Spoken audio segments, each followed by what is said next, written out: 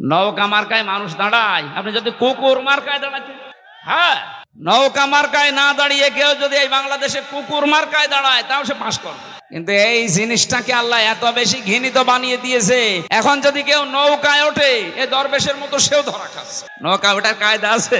দিনের ভোটে রাতে হয়েছে, আমার সাথে এক ওসি ছিল জেলখানায়, 8 বছর তার জেল। ওই সময় মনে হয় 2 বছর চলছিল। আমারে বলছে, হুজুর আমি এই এসেছি, আসার পর আপনি যে তাওবার ব্যাখ্যা আমারে শোনালেন যে তাওবা হচ্ছে অপরাধ যার কাছে ক্ষমা চাওয়া লাগে তার কাছে, কিন্তু আমি তো এতদিন এগুলো বুঝতাম না, আমিও তওবা করেছি। কিভাবে? বলছে আমি এই যে নির্বাচন গেল ওই সময় ফেনীতে দায়িত্বে ছিলাম, রাত 12টার পরে আমার দলবল নিয়ে আমি ভোট কাটা আরম্ভ করলাম আল্লাহর নাম নিয়ে। হ্যাঁ ঠিক এইভাবে বলিস, আমি আল্লাহর নামে ভোট কাটা আরম্ভ করেছি। একেবারে ফজরের আগ পর্যন্ত কাজ শেষ করলাম, পোড়া বাক্স ভর্তি করে দিলাম, যতগুলো ছিল আমার আন্ডারে সবগুলো পাঠিয়ে দিলাম জায়গা মতো, দিয়ে আমি গোসল করলাম, ওযু করলাম, এবার নামাজ আদায় করলাম। নামাজ শেষ করে পড়লাম আস্তাগফিরুল্লাহ। আমার তাওবা কি হয়েছে? না, তাওবা হয়নি, ভণ্ডামি হয়েছে। কিসের তাওবা আপনার? আপনার তাওবা তো হবে তখন অপরাধ করেছেন যার কাছে, স্বীকার করবেন তার কাছে। আপনি আস্তাগফিরুল্লাহ পড়ছেন আল্লাহর কাছে, আপনি কি আল্লাহর কাছে অপরাধ করেছেন? আপনি অপরাধ করলেন ওই আসনে যিনি এমপি দাঁড়াবে, 4 লাখ মানুষ তার আন্ডারে ছিল, তাদের ভোট আপনি কেটে কেটে বাদ দিয়ে দিলেন। সুতরাং আপনাকে মাপ চাওয়া লাগবে ওই 4 লাখ মানুষের কাছে। এই কথা বলেন না কেন? শুধু উনি একা করেছে না আরো কেউ করেছিল? সারা দেশে একই অবস্থা। মরা মানুষেরও ভোট হয়েছিল। চাচা গেছে ভোট দেওয়ার জন্য, যারা ছিল ওই দায়িত্বে, বলছে চাচা আপনি এখন আসলেন, চাচি তো সেই সকালে এসে চলে গেছে। বলছে বাবাজি আপনি বলছেন কি? চাচি 3 বছর আগে মরে গেছে। কি একটা মানে পাগলামি আরম্ভ করেছিল বলেন তো।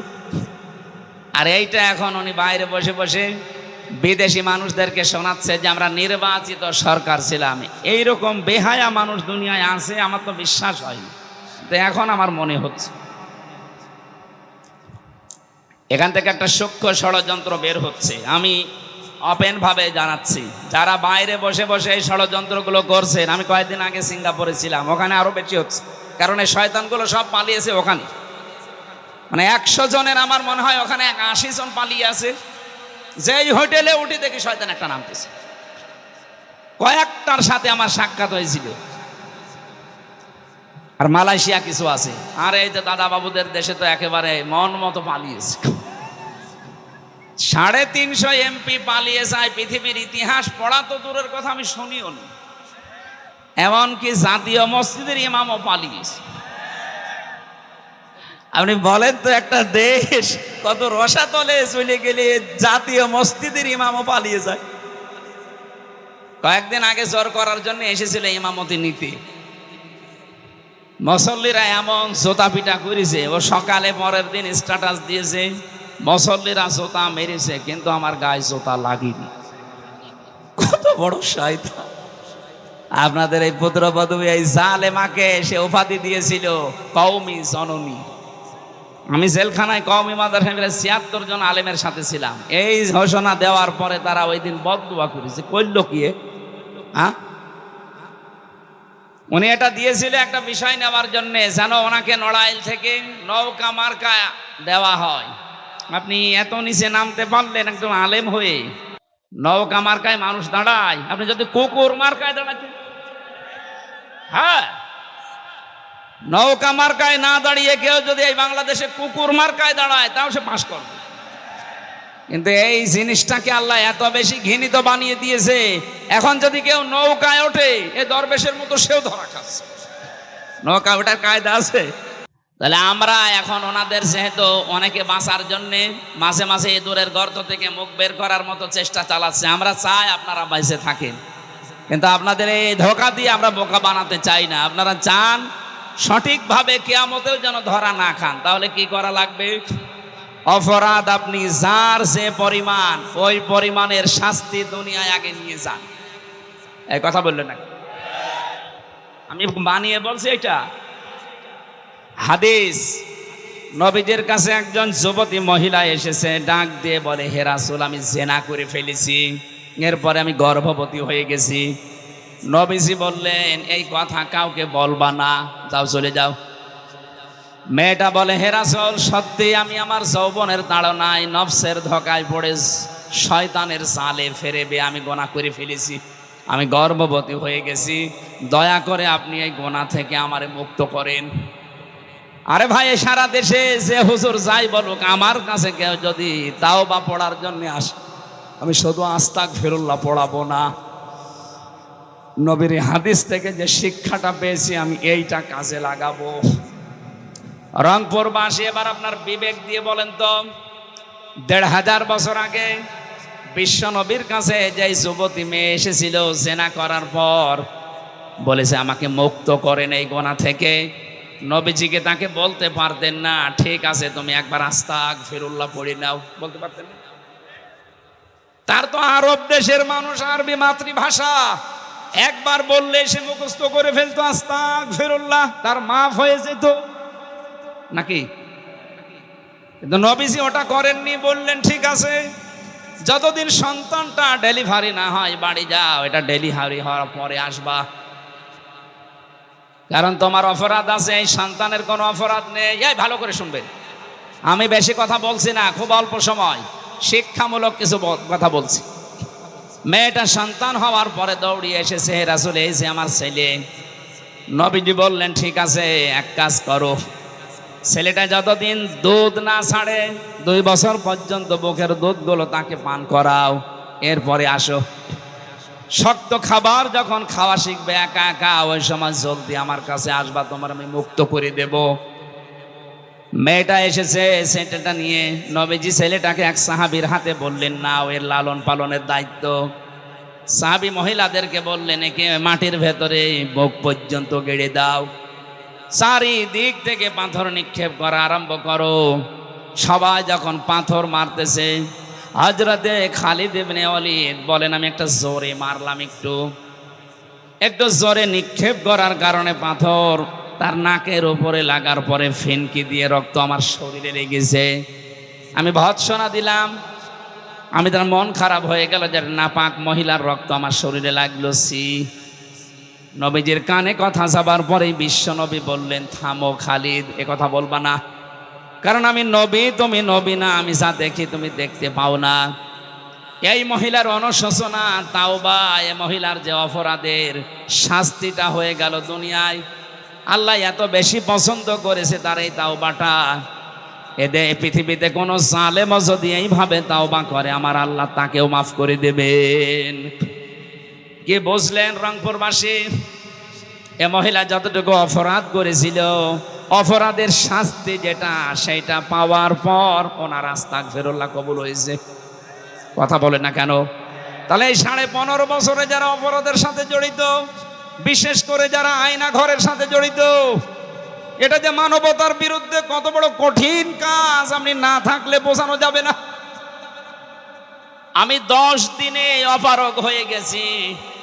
এই যে কঠিন কঠিন রোগ এখন আমার শরীরে, ওই কারণে যারা 10 বছর ছিল, যারা 8 বছর ছিল, কি অমানবিক নির্যাতন তাদের ওপরে চলেছে।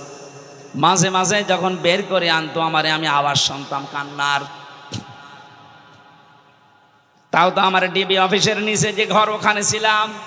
আসল যেটা ডিজিএফআইয়ের ওই জায়গায় তো আরো ভয়ঙ্কর, যেখানে ব্যারিস্টার আরমান ছিল, আমান আজমি ভাই ছিল, যেখানে এম ইলিয়াস আলী বিএনপির এই নেতা ছিল, ওখানে কত মানুষের হাড়গোড়, কত মানুষ মারাই গেছে।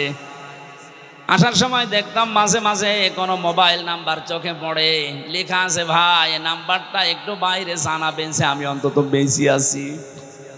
2 দিন 5 দিন না, কেউ 5 বছর, কেউ 8 বছর, কেউ 10 বছর, কেউ 14 বছর পর্যন্ত পড়ে আছে। আর খাবার দিত সকালে পচা ছোলা, দুপুরে দিয়েছে একেবারে মাখানো ভাত, মনে হচ্ছে কেউ খেয়ে পারিনি, ফেলেছে। এইটা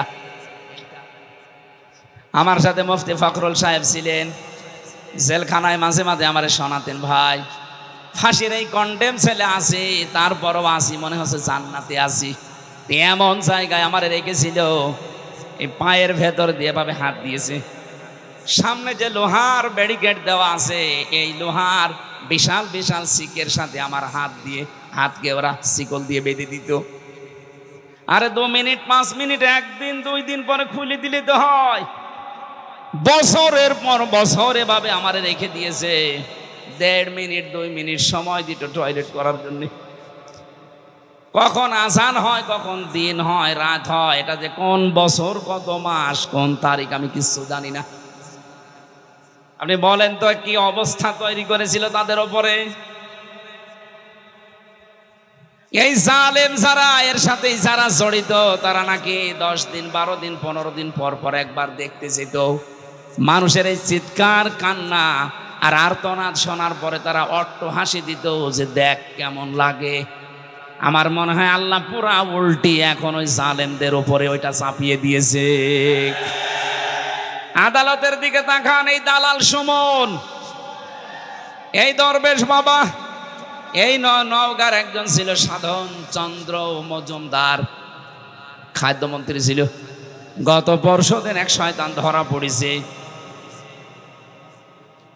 মৌলভীবাজারে বাড়ি, উপাধ্যক্ষ আব্দুল শহীদ। ও কি পড়িয়েছে সারা জীবন ও জানে আর আল্লাহ জানে। যে লোকটা এত শিক্ষিত হতে পারে, তার বিবেক মরে যায় কি করে। তার বাড়ি থেকে এখন 3 কোটির উপরে টাকা পাওয়া গেছে, বস্তা ভর্তি। দেশের মানুষ না খেয়ে মরে, আর শয়তানদের বাড়িতে বাড়িতে কোটি কোটি টাকা পাওয়া যাচ্ছে। 85 ভরি স্বর্ণ পাওয়া গেছে। একজন বাঁচতে কত টাকা লাগে মানুষের। আমার মনে হয় এদের কোনো বিচার আচার করার দরকার নেই। বাইতুল মোকাররমের সামনে নিয়ে করজ ফারাত দিয়ে শেষ করে দেন। কিসের বিচার এদের?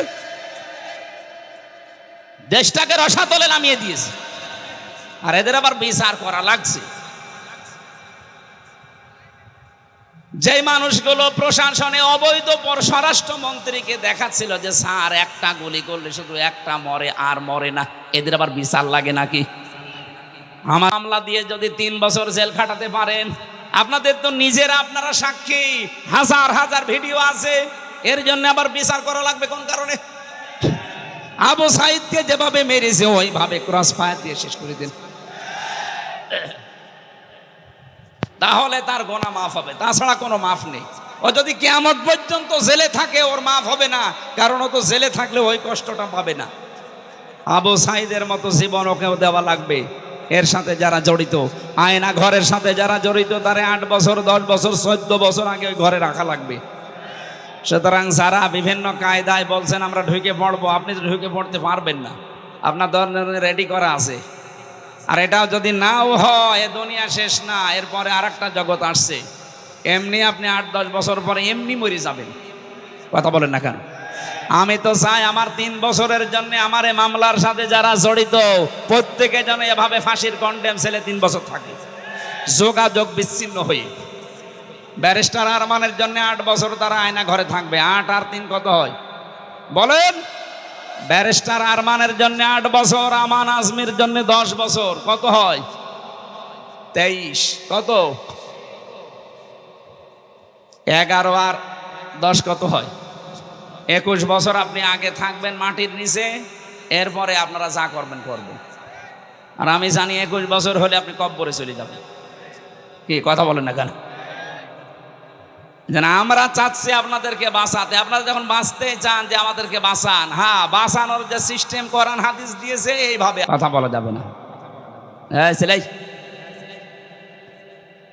আমার প্রথম কথা ছিল এইটা যে দুনিয়ায় যারা জালেম তাদের বিরুদ্ধে মামলা দেবে কে? সুতরাং যারা পালিয়েছেন এবং পালিয়ে অনেকে যাচ্ছেন, গোপনে আছেন, জালেম যারা, তারা কিন্তু হামজার মামলার আসামি আর নেই। এখন সরাসরি আল্লাহর মামলার আসামি। আল্লাহর মামলার আসামি ও কি বাঁচতে পারে এরকম কোন সম্ভাবনা আছে? নেই। আপনার দুনিয়াও শেষ, আখিরাত তো শেষ। আল্লাহু লা ইয়াহদিল কওমাজ জালিমিন। জালেমদের জন্য দোয়া করেও লাভ নেই, কারণ তাদের জন্য দোয়া করলে কবুল হবে। ইয়াহদি এটা মজারে, আল্লাহ বলেন আমি ওদের হেদায়েত দিচ্ছি না, দেবও না। আল্লাহ আমাদেরকে যেন জালেম হওয়া থেকে বাঁচান। আমরা মজলুম আছি, মাজলুম আল্লাহর কাছে অনেক দামি বিষয়। সারাটা জীবন যেন কম বেশি আমরা মাজলুম থাকি, যেন জালেম না হই। বলেন আমিন। দরুদ সালাম পাঠ করার মাধ্যমে আমাদের আজকের আলোচনার বিষয় যেহেতু ক্ষমা বলেছি, সূরা আলে ইমরানের 133 নম্বর আয়াত পড়েছি। তাফসীর মাহফিল লিখেছেন, তাফসীর আকারে কথা বলার চেষ্টা চালাবো ইনশাআল্লাহ। যতটুকু পারেন জবান খুলে আয়াতটুকু পড়েন। আউযু বিল্লাহি মিনাশ শাইতানির রাজিম। বিসমিল্লাহির রহমানির রহিম।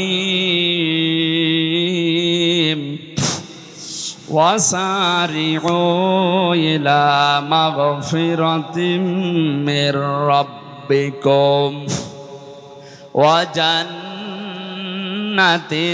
আরদুহাস সামাওয়াতু ওয়াল আরদ উইদ্দাত লিল মুত্তাকিন।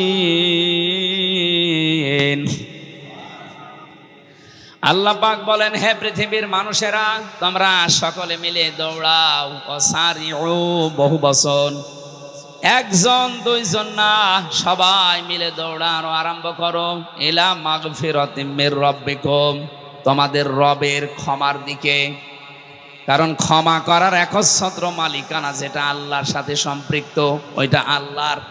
এখানে দুইটা বিষয় পাওয়া যাচ্ছে। এই এদিকে তাকান।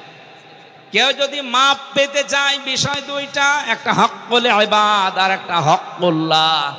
আপনি আল্লাহর সাথে কোনো দোষ যদি করে থাকেন, তার কাছে মাপ চাবেন। নামাজ পড়েননি, রোজা রাখেননি, হজ করেননি, এই বিষয়গুলো আমার আল্লাহর সাথে সম্পর্কিত।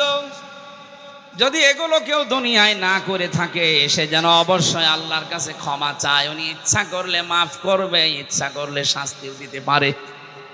কিন্তু যে বিষয়টা বান্দার সাথে জড়িত, এটা আমার আল্লাহ মাফ করবেন না ওই বান্দা যতক্ষণ ক্ষমা না করেন।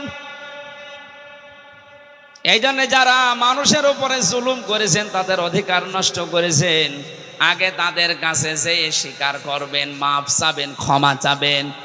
আর আমার ভয় লাগে এই কারণে, 15.5 বছর যাদের ওপর জুলুম অত্যাচার নির্যাতন করেছেন, তাদের অনেকেই কিন্তু 15.5 বছরে কবরে চলে গেছে। কথা বলেন না কেন? আপনি এখন তাদের কাছে মাফ চাবেন কি করে? এই জন্য আপনি জালেম, আপনার সব শেষ। দুনিয়া আখিরাত আপনি হারিয়ে ফেলেছেন।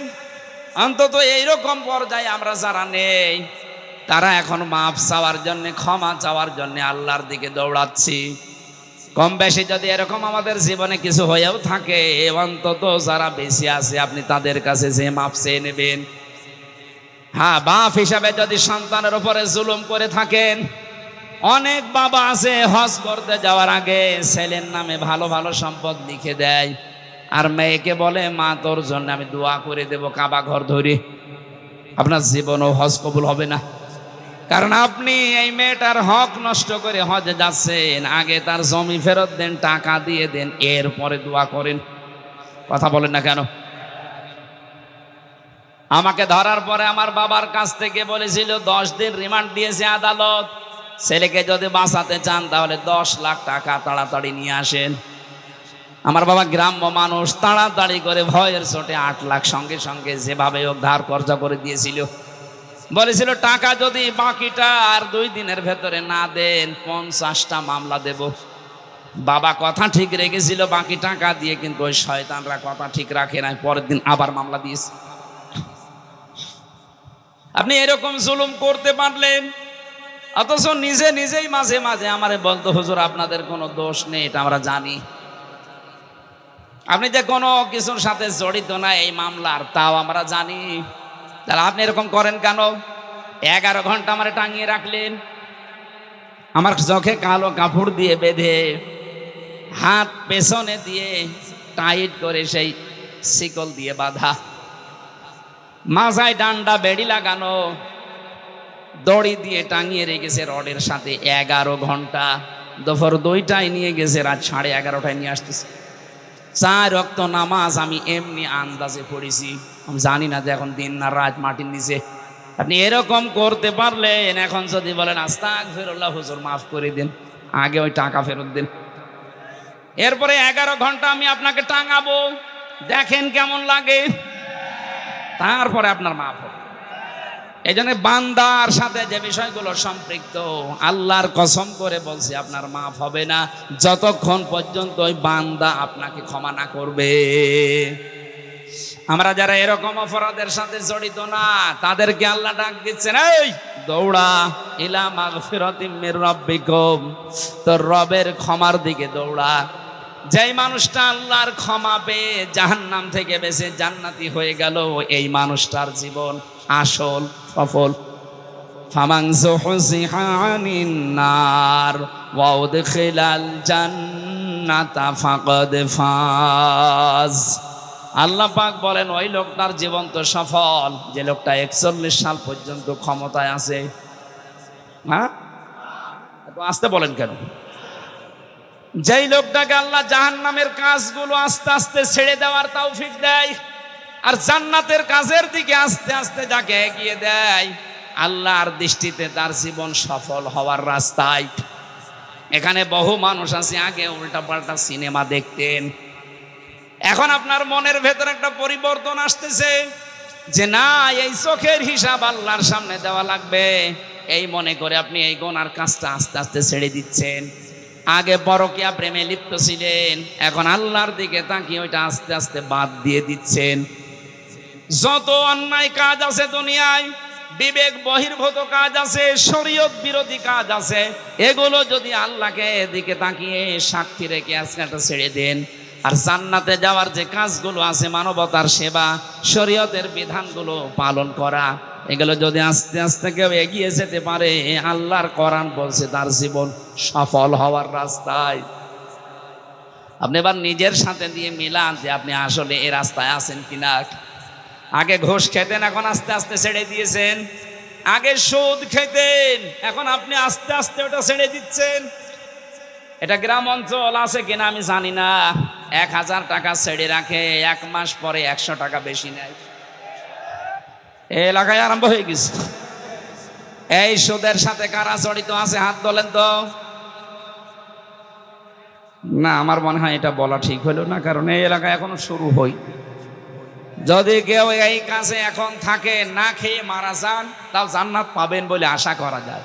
কিন্তু এই সুদের সাথে যদি কেউ জড়িত হয়, ও যেন মায়ের সাথে জেনা করে আসবে। আপনি কি ভাবতে পারেন যে মায়ের সাথে কাজ কোনো শয়তান ছেলেও করতে পারে? অথচ আপনি ভালো মানুষ করতেছেন। সুতরাং এ কাজ যারা আছেন, 1000 টাকা ছেড়ে রাখে, 1 মাস পরে 1100 টাকা পায়। হ্যাঁ, 200 এদিকে আরো বেশি। আমি আশা করছি এটা ছেড়ে দেবেন ভাই। আর আপনি এই কাজগুলো আস্তে আস্তে ছেড়ে দেন। এই যে 1 বিঘা জমি দিয়ে রাখে, 1 বছর পরে মনে করেন 60,000 টাকা আমাকে দিল, 1 বিঘা জমি আমি আপনাকে দিয়ে দিলাম, আপনি চাষ করে খান। এটারে বাংলায় কি বলে লেখা? এই সিস্টেমে আছেন কারা চাষ করছেন হাত তোলেন তো। এই একজন। আপনি কি এটা বুঝে করেন না কি আন্দাজে করেন? এটা বোঝেন না যে এটা সুদ হয় না? আপনি তার মানে জানেন। আপনার এই দাড়ি দিয়ে, টুপি দিয়ে, জুব্বা দিয়ে, নামাজ দিয়ে হবে না। আপনার মায়ের সাথে জেনা করার গোনা আমল নামায় উঠছে। সুতরাং এই সিস্টেমে যারা আছেন, জমি জায়গায় বর্গা দেওয়া, বন্ধক দেওয়া, কর দেওয়া, এই সিস্টেম পাল্টানো লাগবে। ইসলামের একটা সিস্টেম আছে, ওইটা করতে গেলে অনেকে বলে শুধু লস হয়ে যায়।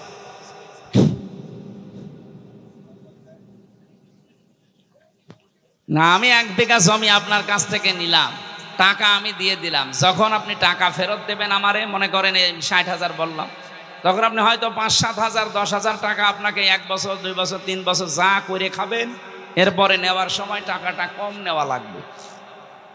এই সিস্টেমে আমি জানি মনে হয় এলাকায় এগুলো চলে না, খালি হ্যাঁ নে। এটা সারা দেশের অবস্থা একই, মানুষ জেনে শুনে পায়খানা খাবে। আরে ভাই, আপনি তো ক্ষমা পেতে চান। আপনি যার জন্য এই এরকম অবৈধভাবে টাকা ইনকাম করছেন, আমি সহ যারা বাম হাতের এই অবৈধভাবে ইনকাম আমরা করি, কি করি বলেন তো? টাকা পয়সা উপায় করি। এই টাকা পয়সাগুলো বিশাল স্তূপ মনে করেন হয়ে গেল। এগুলো তো আমি সব ভোগ করতে পারবো না। হয় আমার মেয়ে, আমার ছেলে, আমার বউ, কথা বলেন না কেন? আমার অবৈধ ইনকাম দিয়ে তারা আনন্দ ভোগ করার জন্য 2 পায়ে খাড়া। কিন্তু আমার এই ইনকামের জন্য যে অপরাধ, যে পাপ, একটা পাপও আমার বউ নেবে না। কার বউ এ পাপ নেবে আগে আজকে রাত্রে জিজ্ঞাসা করবেন। যদি বলে হ্যাঁ তুমি যা করো করো, আমি অর্ধেক নেব, আপনি আরো 100 ভাগ 80 মাইল বেশি করেন। কিন্তু যদি বলে তুমি কিভাবে কি করবা আমি জানি না, তোমার একটা পাপও আমি নিতে রাজি না, তাহলে আপনার এই পাগলামি বন্ধ করা লাগবে। আপনি পাগলামি করছেন। আমরা পাগল হয়ে থাকবো না, পাগল ভালো হব, এক কথা বলে না কেন? দুনিয়া একদিকে চলে যাক, এই সুদের সাথে যে সমস্ত কারবার আছে, ব্যাংকিং হোক আর জনগণের সাথে হোক, আজকে থেকে তাওবা করে ফিরে আসবো, তাহলে এই মাহফিল শুনতে এসে লাভ হবে। তাছাড়া কিয়ামত পর্যন্ত অনুষ্ঠান হয়ে যাবে, আপনার কোনো লাভ হবে না। আল্লাহ বলেন দৌড়াও আমার ক্ষমার দিকে। আমরা তো দৌড়াচ্ছি ক্ষমা পাওয়ার জন্যে। জান্নাতিন আরদুহাস সামাওয়াতু ওয়াল আরদ, এমন ক্ষমার দিকে, এমন জান্নাতের দিকে দৌড়াও যে জান্নাতের প্রশস্ততা আকাশ আর জমিনের চাইতেও বিস্তৃত। এটা যদি আমরা মনে প্রাণে বিশ্বাস করতাম যে আল্লাহ আমাদের জন্য একটা বিশাল বাগান বানিয়ে রেখেছে, আমি সত্যিই যদি দৌড়ি ওই বাগানে পৌঁছাতে চাই, তাহলে আমার এই ক্ষমা দুনিয়ায় পেয়ে তারপরে যাওয়া লাগবে। এজন্য আমাদের সব সময় টেনশন চিন্তায় থাকা দরকার, আল্লাহ আমি মাপ পেয়েছি তো। যে মানুষগুলোর এই চিন্তা ছিল, এই মানুষগুলোর জীবনের দিকে একটু তাকান। হযরতে আবু বকর সিদ্দিক, তিনি জান্নাতের জিন্দা অবস্থায় গ্যারান্টি পেয়েছিলেন, দুনিয়ায় জীবিত অবস্থায় সার্টিফিকেট পেয়েছেন যে তুমি জান্নাতি। মসজিদে নববীতে অসময়ে যে তিনি শিশুর মতো অঝর নয়নে কাঁদছিলেন, নবীজি বললেন অসময়ে কাঁদো কেন?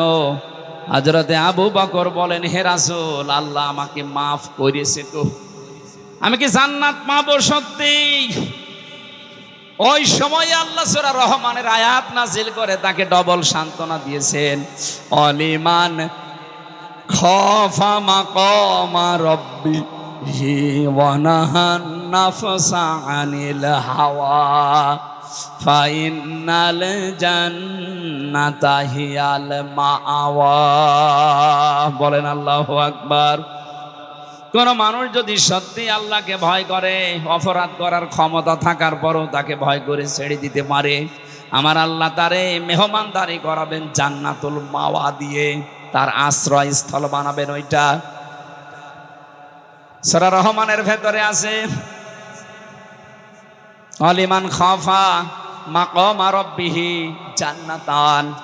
কোন মানুষ যদি সত্যি তার রবকে ভয় করতে পারে, এই ভয়ে কান্নাকাটি করে, আল্লাহ আমি মাপ পাবো তো, জান্নাত পাবো তো। আবু বকরকে যেমন আল্লাহ ঘোষণা দিয়েছিলেন আজকের এই দৃশ্যের জন্য, তোমার আমি ডবল জান্নাত দিয়ে দিলাম। তাম পৃথিবীর মানুষের জন্য একটা করে জান্নাত পাবে। হযরত সিদ্দিক আকবর আবু বকর এই অনুশোচনা করার কারণে জান্নাত পাবে ডবল। জোরে বলেন সুবহানাল্লাহ। বাংলার মুসলমানের জন্য সময় আমাদের এখন জীবিত অবস্থায় আছে হাতে। আমরা সব সময় এই টেন্ডেন্সিতে থাকি, এই প্রেশানে থাকি, আল্লাহ আমাকে মাফ করবা তো। যার ভেতরে যত বেশি এটা পয়দা হবে, তার দুনিয়ার জীবন তত পরিচ্ছন্ন হবে, তার গুনাহ থেকে বেঁচে থাকা সহজ হবে। পৃথিবীর এই জমিনটা যে ধোঁকা, তার কাছে পরিষ্কার হবে। চেয়ার বলেন, বউ বলেন, অর্থ সম্পদ বলেন, সব কিছু আল্লাহর ভাষায় যেহেতু ধোঁকা, এই ধোঁকাটা তখন সামনে এসে দাঁড়াবে। আমাল হায়াতুদ দুনিয়া ইল্লা মাতাউল গুরুর। আপনি নিজের কাছে এখন ভাবেন তো, আপনি আসলে ক্ষমা পেয়েছেন কিনা? খলিফাতুল মুসলিমিন ঈদের দিন সকালবেলা অঝোর নয়নে ঘরের দরজা বন্ধ করে কাঁদছিলেন। হযরত আবু হুরায়রা বলেন, আমি সকালবেলা গেলাম, সবাই দেখে বিভিন্ন আনন্দে মেতে আছে, কিন্তু কান্নার আওয়াজ আসে খলিফার ঘর থেকে। দরজায় নাড়া দিলাম, ভেতর থেকে আওয়াজ এলো কে? বাইরে থেকে বললাম, খলিফা আমি আবু হুরায়রা এসেছি, ঈদ মানে খুশি, ঈদ মানে আনন্দ, আজকে সবাই আনন্দে আছে, আপনি কাঁদেন কেন? হযরত ওমর দরজা খুলে দিলেন, দেখলাম দাড়ি বেয়ে বেয়ে পানি পড়ছে, সেজদায় পড়েছিল। আমারে বলছে, আবু হুরায়রা ঈদ মানে খুশি আনন্দ, তাদের জন্য যে মানুষগুলো 30টা রোজা কবুল হয়ে গেছে, যারা এই গ্যারান্টি পেয়েছে যে আল্লাহ তাকে মাফ করে দিয়েছে। আমি ওমর এখনো পর্যন্ত গ্যারান্টি পাইনি যে আল্লাহ আমাকে মাফ করেছে কিনা, তা আমি কি নিয়ে আজকে আনন্দ করব? রংপুরবাসী তারাও মানুষ ছিল, আমরাও মানুষ। তাদের টেন্ডেন্সি ছিল কি, তাদের চিন্তা ভাবনা ছিল কি, আর আমরা কোন লাইনে আছি? এটা শুধু আপনাকে বলছি না, আমার নিজের জন্যও বলছি। আমার নিজেরও পরিবর্তন হওয়া লাগবে এখন থেকেই। কখন? এখন থেকেই। তাদের জীবনটার দিকে তাকালে আমাদের জীবন পরিবর্তন হতে কিছু না কিছু বাধ্য। ছেলেটাকে তিনি মাদ্রাসায় দিলেন, এরকম মক্তব মাদ্রাসায়।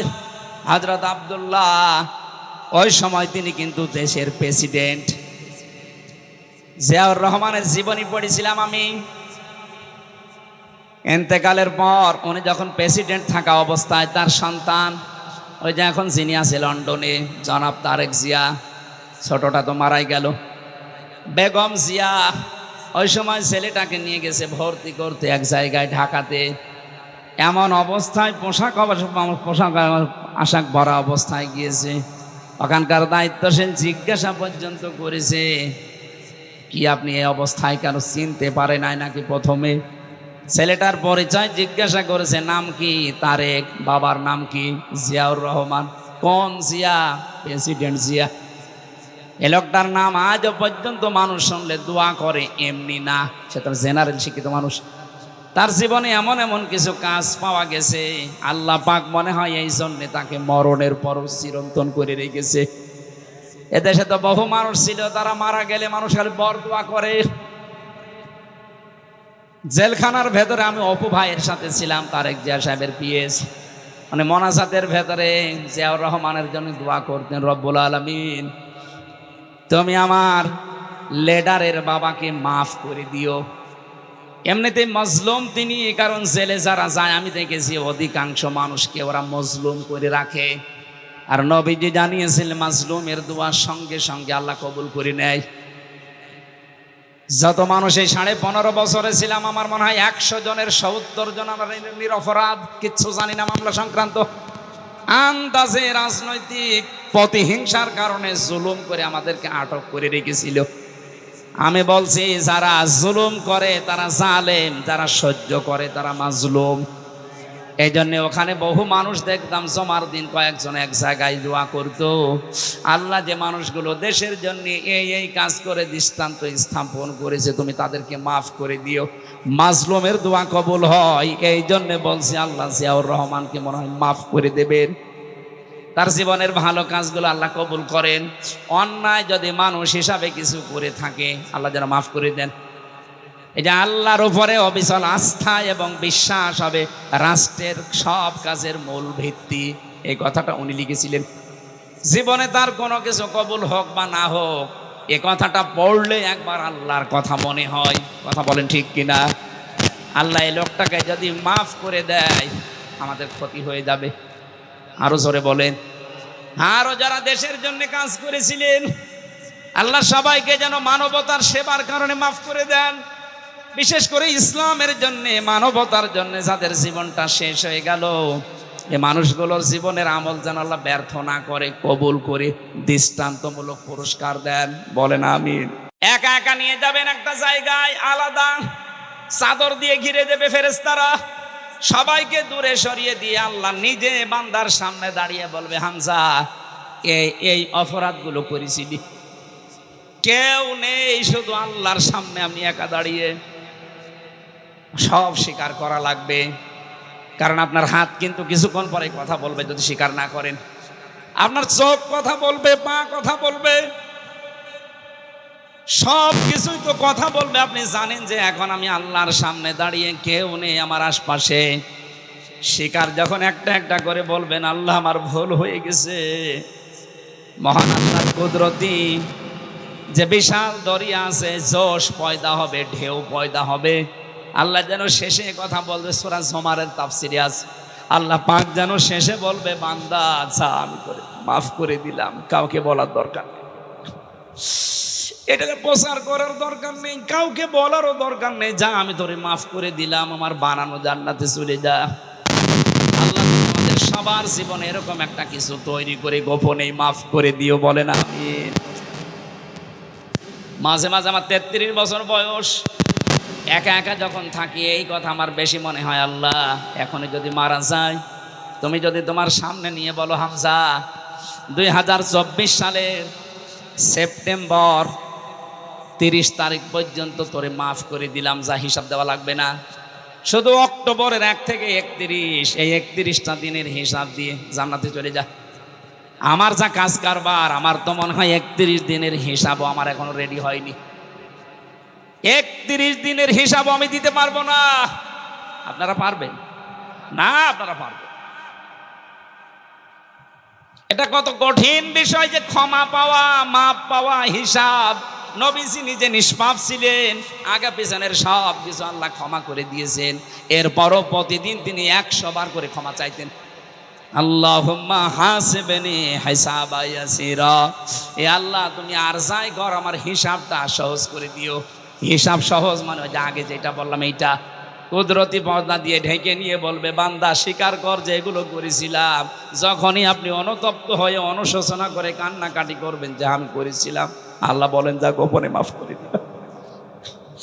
আল্লাহ আমার সবার জীবনে তুমি এরকম একটা পজিশন তৈরি করে দিও, বলেন আমিন। নাই তো একটা যদি নিয়ামতের হিসাব যায় কিচ্ছু না, শুধু পানি, তাও পারবেন না। আল্লাহর এক বান্দা মনে মনে করেছিল 1000 বছর আমি হায়াত, 1000 বছর আমি হায়াত পেলাম, 1000 বছর আমি জিহাদের ময়দানে কাটিয়েছি, দিনের বেলা আর রাতের বেলা আমি কাটিয়েছি ইবাদতে, সেজদায়, তেলাওয়াতে। আল্লাহ আমাকে যা করলাম মনে হয় জান্নাত আমি পেয়ে যাব। ঠিক দেখে স্বপ্নে দেখে মারা গেছে, কিয়ামতের ময়দানে আল্লাহ কায়েম করে দিয়েছে, ওরে ডাক দিয়েছে, এদিকে আয়, তোরে জান্নাতে দিয়ে দিলাম, যা। লোকটার মনের ভেতরে একটু অহংকার, এত কিছু করলাম, আল্লাহ আমাকে একটু ধন্যবাদও দিল না, ওয়েলকাম দিল না, বলছে যা জান্নাত চলে যা। একটা কথা হইল, আল্লাহ ওর মনের ভাষা বুঝতে পেরে ফেরেশতাদেরকে বলছে, শোন, যেখানে জাহান্নামের গরম বের হয় বেশি, ওই জায়গার পাশ দিয়ে ওরা ঘোরা, ওই জায়গার পাশ দিয়ে ঘোরাচ্ছিল। পানির পিপাসায় যখন কলিজা ফেটে যায়, ডাক দিয়ে বলে, আল্লাহ আমার একটু পানির ব্যবস্থা করো। কলিজা ফেটে যাচ্ছে, ফেরেশতারা বলে, না, এটা কিন্তু দুনিয়ার জীবনে তুমি নেই, এই ময়দানে পানি পেতে হলে ফ্রি পানি পাওয়া যাবে না, কিছু দেওয়া লাগবে। কি দেওয়া যায়? যা ইবাদত করেছো 1000 বছর ধরে অর্ধেক আমাদের দিয়ে দাও। ঠিক আছে, দিয়ে দিলাম। পানি খাওয়ার পরে প্রসাব লাগে, কথা বলে না কেন? প্রসাবের চাপ আসার পরে বলছে, ভাই একটু প্রসাবের ব্যবস্থা করেন আমার। না, এখানে যেখানে সেখানে বসা যাবে না, প্রসাব যদি করতে চাও বাকি ইবাদত আমাদের দাও, আমরা একটা ব্যবস্থা করে দেই। দিয়ে দিলাম। আমি করব কি? আমি নিজেই বাঁচি না। প্রসাব করার পরে আল্লাহ যেন ডাক দিয়েছেন, বান্দা 1 গ্লাস পানি ভেতরে ঢোকালে আর 1 গ্লাস বের করে দিলে, এই জন্য তুমি 1000 বছরের বন্দেগী সব দিয়ে দিলে, 1000 বছর কিছু না করলেও 1 গ্লাস করে প্রতিদিন পানি খেয়েছো। প্রতিটি গ্লাসের বিনিময়ে 1000 বছর করে ইবাদত আমারে দিয়ে তারপরে আমার জান্নাতে যাও। লোকটা সেজদায় পড়ে যাবে, ডাক দিয়ে বলবে, রব্বুল আলামিন আমার ভুল হয়ে গেছে। কোন মানুষ তার ইবাদত বন্দেগী দিয়ে আল্লাহ তোমার জান্নাত পাওয়া সম্ভব না যদি তোমার ক্ষমা পাওয়া না যায়। এজন্য ওসিলা তালাশ করবেন সব সময়। কোন কাজে কোন ওসিলায় গোপন এমন কিছু আপনার দুনিয়ায় আছে যেটা দিয়ে আপনি মাপ চাইতে পারেন। গভীর রজনীতে চলে যাবেন একজনের বাড়িতে, যদি শোনেন আমাকে তার ছেলে মেয়ে লেখাপড়া করাতে পারছে না, নিজের সামর্থ্য থাকলে তারে 2000 টাকা রাতের বেলা দিয়ে বলে বই কিনবা। এই গোপনটা দুনিয়ার কেউ যদি না জানে, কিয়ামতে আল্লাহ ওইটা নিজে পেলে পুষে মানুষ করে বিশাল আকারে আপনাকে দেখাবে। এরকম কিছু আমাদের জীবনে আছে? নেই। যা করি অধিকাংশ লোক দেখানোর জন্যে। রব্বুল আলামিন এর পরের শব্দে আমাদের জানিয়েছে, আল্লাযীনা ইউনফিকুনা ফিস সাররাই ওয়াদ-দাররাই ওয়াল কাযিমিনাল গায়যা ওয়াল আফিনা আনিন নাস।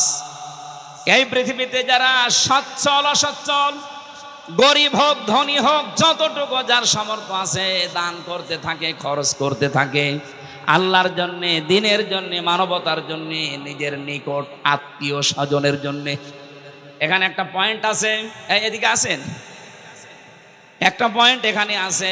বিশ্ব নবী যেদিন নবুয়ত পেয়ে বাড়িতে আসলেন, তার স্ত্রী খাদিজাতুল কুবরাকে বলেছিলেন, স্ত্রী আমি ভয় পেয়েছি, আমার জীবনের ওপরে আমার আশঙ্কা হয় আমি যেন মারা যাব, তুমি আমারে ঢেকে দাও।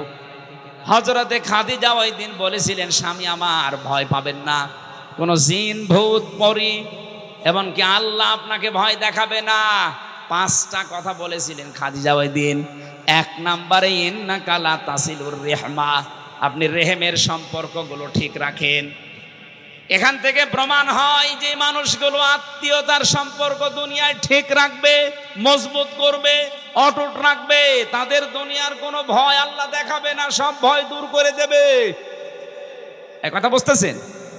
অথচ এই দেশে হাজারো আল্লাহওয়ালা মানুষ আমরা দেখতে পাই, তার আত্মীয়তার সম্পর্কগুলো ঠিক নেই। নিজের আপন ভাইয়ের সাথে কথা বলে না, নিজের আপন বোন গরিব, যেতে চাই না। ধর্ম আত্মীয় পাতিয়েছে রংপুর, মাসে 3 দিন যায়, এই কথা বলেন না কেন? নিজের নিকট আত্মীয় আপনার বোন, আপনার ভাই, আপনার চাচা, আপনার ফুফু, আপনার মা বাবা, এগুলো রক্তের সম্পর্ক না? এইগুলোর সাথে আজ 100 জনের প্রায় 95 জনের সম্পর্ক ভালো না। এই সম্পর্ক নষ্ট করার পেছনে যারা দায়ী তারা আমাদের বউ। এটা আবার বেশি বলে ফেললাম নাকি? না না, বেশি বলিনি, এইটাই হচ্ছে। 100টা পরিবারের 80-90টা পরিবারে এখন বউর কারণে আমরা রক্তের সম্পর্কগুলো নষ্ট করে ফেলি। সম্মানিত মা বোনেরা, মনে করছেন আমি নামাজ পড়ি, রোজা করি, আমি কালো বোরকা পরে থাকি, আমি আপনি কালো বোরকা পরে করবেন কি? আপনার স্বামীকে যদি বাধ্য করান যে আপনার ভাই বোন মা বাবা এদের সাথে দরকার নেই, যা আছে তুমি আমাদের নিয়ে, আমার মা বাবা নিয়ে থাকো, আপনি নিশ্চিত জাহান্নাম। নবীজি বলেন, কোন স্ত্রী যদি চাই, এটা কামনা করে যে আমার স্বামী আরো বেশি দিন বেশি থাক, আমার স্বামীর সম্মান, আমার স্বামীর ইজ্জত মর্যাদা, টাকা পয়সা, অর্থ দুনিয়ায় আরো বেড়ে যাক, সে যেন সবসময় তাকিদ দেয়, স্বামী যা করো সম্পর্কগুলো ঠিক রাখো। আরো ওরা সম্পর্ক নষ্ট হয় কি করে সেই কাজ করে। আপনার নামাজ রোজা এই পর্দা পশিদা সব মাঠে মারা যাবে, কিচ্ছু কবুল হবে না। আজ হাজারো স্ত্রীর কারণে সন্তান তার মা বাবাকে বৃদ্ধাশ্রমে পর্যন্ত রেখে আসছে। গত পরশুদিন আমার এই যে কিশোরগঞ্জ, নীলফামারী কিশোরগঞ্জ বৃদ্ধাশ্রমে মাহফিল ছিল, কত মা বাবা বসে আছে লাইন দিয়ে। কয়েকজনকে জিজ্ঞাসাও করেছিলাম, বড় বড় অফিসার সন্তানগুলো মা বাবাকে রেখে গেছে এখানে। কোন সন্তান জীবনেও চাইবে না যে আমার মা বাবা বৃদ্ধাশ্রমে থাকুক, এটার জন্য বাধ্য করে ওর বউ, আর ওই বউকে কান পড়া দেয় ওর বউর মা আর ওর বড় বউ। এটার সাথে একমত আছেন কারা? স্বামীরা হাত তোলেন তো। সবগুলো ধরা পড়ছে। বাড়ি যাবেন আজকে আপনি, এই যে রেকর্ড হচ্ছে, ভিডিও ধরবে, আপনার খাবার বন্ধ করে দেবে। নবীজি বললেন, স্বামী স্ত্রী স্বামীকে শোনাচ্ছে, আপনি রক্তের সম্পর্ক ঠিক রাখেন, আপনি ভয় পাবেন না। তাকসিবুল তাহমিলুল কাল্লা, স্ত্রী বলছে আপনি মানুষের বোঝা বহন করেন, আপনি ভয় পান কেন? মানুষের কষ্টের বোঝা, ঋণের বোঝা, দুঃখের বোঝা আপনি বহন করে দেন, আপনার ভয় নেই। অথচ বাংলাদেশে যে মহিলা পালিয়ে গেছে, হাজার হাজার কোটি কোটি টাকা বোঝা দিয়ে গেল আমাদের। সে তো ভালোই আছে তার মেয়ে নিয়ে, বোন নিয়ে, ছেলে নিয়ে, আমাদের উপর এখন কত বোঝা। এদেশে এখন জন্ম নিলে 1 লাখ টাকা ঋণ। এই যে যাদেরকে 2780 জন মানুষ এখন হাসপাতালে, এই মানুষগুলোকে আপনি তার পরিবারের জন্য, মা বাবার জন্য, সমাজের জন্য একটা বোঝা বানিয়ে দিলেন। নবীর উম্মত যারা, তারা বোঝা আরো দূর করে দেয়, হালকা করে দেয়, আর ওরা এমন নবীর উম্মত বোঝা আরো চাপিয়ে দিয়ে গেল। আপনি মাপ পাবেন না। মাপ পাওয়ার জন্য মানুষের বোঝা হালকা করা লাগে, তাহলে কিয়ামতে আল্লাহ আপনার পাপের বোঝা হালকা করে দেবে। পাপের বোঝা হালকা করা মানে আপনাকে আল্লাহ মাফ করে দেবে। আমি জেলখানায় বসে বসে এই পারিবারিক জীবন নিয়ে ভেবেছিলাম, মেয়েরা কেন আজ এই স্বামীর উপরে এই ঝামেলায় আছে। নারী নির্যাতন করলে আমাদের জেল হয়ে যায়, ফাঁস হয়ে যায়, আমরা ফাঁসির আসামি। এখন যে জল্লাদ আছে ও বউ মারার মার্ডার মামলার আসামি। আমাদের যে ফাঁসি দেয় কেন্দ্রীয় কারাগারে ঢাকাতে, ইলিয়াস, এ তার বউকে একটা থাপ্পড় দিয়েছিল সংশোধনের জন্য, ছাতা মরি গেছে। এখনও ফাঁসি ছিল, এখন যাবজ্জীবন 30 বছর জেল খাটা লাগবে। এই জন্য আমি বসে বসে, ওখানে তো লেখা খুব কঠিন, তারপরও কারারক্ষীদেরকে বলে কয়ে আমি লিখেছিলাম পারিবারিক জীবনের সমস্যা এবং তার সমাধান কি করে এটার সমাধান করা যায়। আমি প্রায় 120 পৃষ্ঠা করেছিলাম। বাইরে এসে ওরা আরও সামারাইজ করে করে 2টা বই করেছে, একটা পুরুষের জন্য, একটা মহিলাদের জন্য। এখানে পাওয়া যায় কিনা জানি না, গাড়ি আছে মনে হয়, গাড়িতে পাওয়া যাবে, সাদা গাড়ি। আমার যাওয়ার সময় মেয়ের জন্য নিয়ে যাবেন, মেয়ে বিয়ে দেওয়ার আগে এটা পুরা পড়াবেন যে এটা পড়ো, তাহলে আর সংসার আলাদা হবে না। বিশেষ করে বউকে পড়াবেন আগে, আর বউরা নেবেন নিয়ে স্বামীকে পড়াবেন। আমার কণ্ঠ এবং এই রাত জাগা নিয়ে আমি খুব টেনশনে আছি। এত রাত পর্যন্ত জেগে থাকলে আবার দেখা যাচ্ছে সেদিন রংপুরের মতো পটল তুলব না। আমি শেষ করে দিলাম, আল্লাহুম্মা আমিন। লা ইলাহা ইল্লা আনতা সুবহানাকা ইন্নী কুনতু মিনাজ জালিমিন। রব্বুল আলামিন 2 দিন ব্যাপী তাফসীরুল কোরআন মাহফিলে বসে কোরআনের কথাগুলো চাতক পাখির মতো শুনছিলাম। যতটুকুই শুনিয়েছি, আমার শরীরে যতটুকু খুলিয়েছি আমি বলেছি, এগুলো আমল করার তৌফিক আমাদের দান করো। সওয়াবগুলো তুমি নবীর রওজায় পৌঁছিয়ে দাও। 3টা বছর জালেমের জিন্দান খানায় ভর্তি ছিলাম। কি খাওয়িয়েছে ওরা আল্লাহ তুমি জানো, আর ওরা জানে আমার শরীরটা স্বাভাবিক হচ্ছে না। আল্লাহ মেহেরবানি করে আমাকে আগের অবস্থায় আবার ফিরিয়ে দাও। এ মাহফিলের সওয়াবগুলো নবীর রওজায় পৌঁছিয়ে দাও। আমরা যারা নারী পুরুষ আসলাম, আল্লাহ তুমি আমাদেরকে জীবনের মতো ক্ষমা করে দাও। এ মাদ্রাসার বিশাল খরচ আল্লাহ মেহেরবানি করে খাজানা থেকে পূর্ণ করে দাও। যত মানুষ লেখাপড়া করছে এখানে, তাদের মেধাস্মৃতি করে দাও। যত অভাব আছে আল্লাহ অভাবগুলো দূর করে দাও। আমার কণ্ঠে আর কোলায় না আল্লাহ, তুমি আমার কণ্ঠ তা ছেড়ে দাও। মাহফিলের প্রধান অতিথি ইদ্রিস ভাইকে কবুল করো। আল্লাহ তাআলা অন্যতম অতিথি এসেছে আমাদের শ্রদ্ধাভাজন ভাই সাইফুল ইসলাম, তাকে মঞ্জুর করো। এ জেলাতে যত মানুষ বসবাস করছে, তাদের মা বাবা যারা হারিয়েছে, কবরগুলো জান্নাত বানিয়ে দাও। এ দেশটা জালেম থেকে যখন মুক্ত করেই দিয়েছো আল্লাহ, বহির্বিশ্বের ষড়যন্ত্র থেকে তুমি মুক্ত রাখো। কোরআনে কারীম এই দেশে তুমি প্রতিষ্ঠা করে দাও।